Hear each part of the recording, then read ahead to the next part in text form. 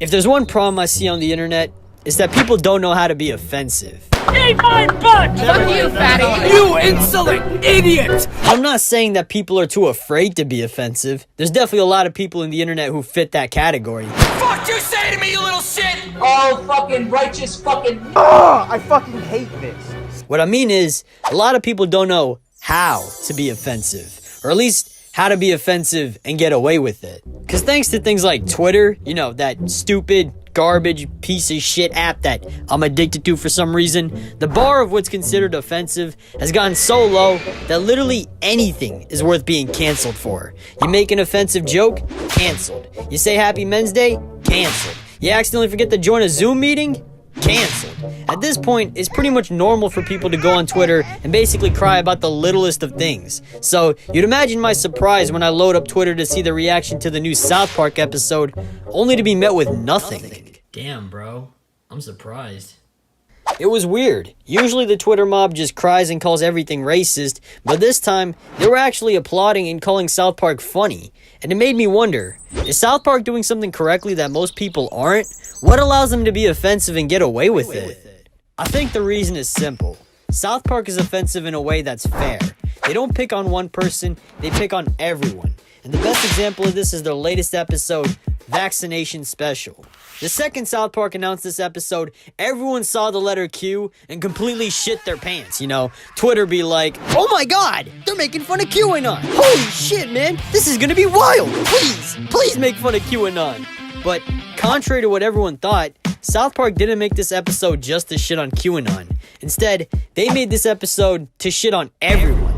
They make fun of Trump. They make fun of teachers. They make fun of the elderly. They make fun of people waiting to get COVID shots. They even make fun of Oprah. They basically make fun of a lot of people in this episode, and it was all fair, because they did it all equally. And I think the best way to illustrate this for you guys is to show you this scene with the news reporters. Basically what's going on is that they're arguing about the whole little cuties versus community kids thing. The community kids is the boys Kyle, Stan, Cartman, and Kenny, and they're trying to bring vaccines to their school. And the little cuties is kids like Butters who are homeschooled by QAnon and now are against the vaccine. And the news reporters are here arguing about the two of them. And the way that South Park presents them, you kind of understand where they're both coming from. This news reporter is like, you can see this awful gang is trying to stop the community kids just because the community kids believe in something and actually care. They care enough to do something. To which this news reporter points out, yeah, that's basically what the little cuties are doing too, right, Chris? Well, what do you mean, Tom? Well, the community kids are acting on something they believe in, and so are the little cuties, am I right? Like, what is the difference? Oh yeah, well, the difference, Tom, is that you're a giant piece of shit.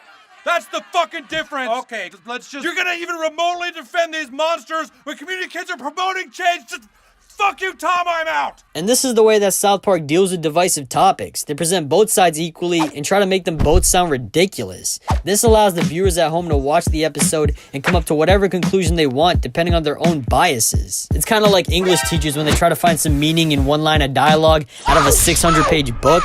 And this is why, despite all the punches that South Park pulled, the QAnon community wasn't offended by this episode because they thought it was supporting them. And this is also why the people on Twitter weren't offended by it either, because they thought it was entirely about bashing QAnon. I think the reason why South Park gets so much support is because they present things objectively with the idea that everyone is stupid. And the result of this is that it allows people from both sides of an issue to feel validated, because viewers at home who feel one way or another about subjects won't feel like they're being called out, and instead, they'll pick up on the jokes that South Park makes of the other side and feel like the show is on their side instead. And this allows South Park to be both offensive and still get everyone else's support.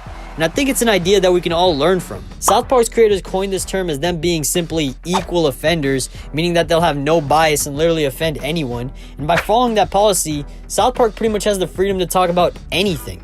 And I see why people support it, because let's be honest, even if South Park makes fun of you at some point, you know sooner or later they're gonna do the same thing to the people you hate.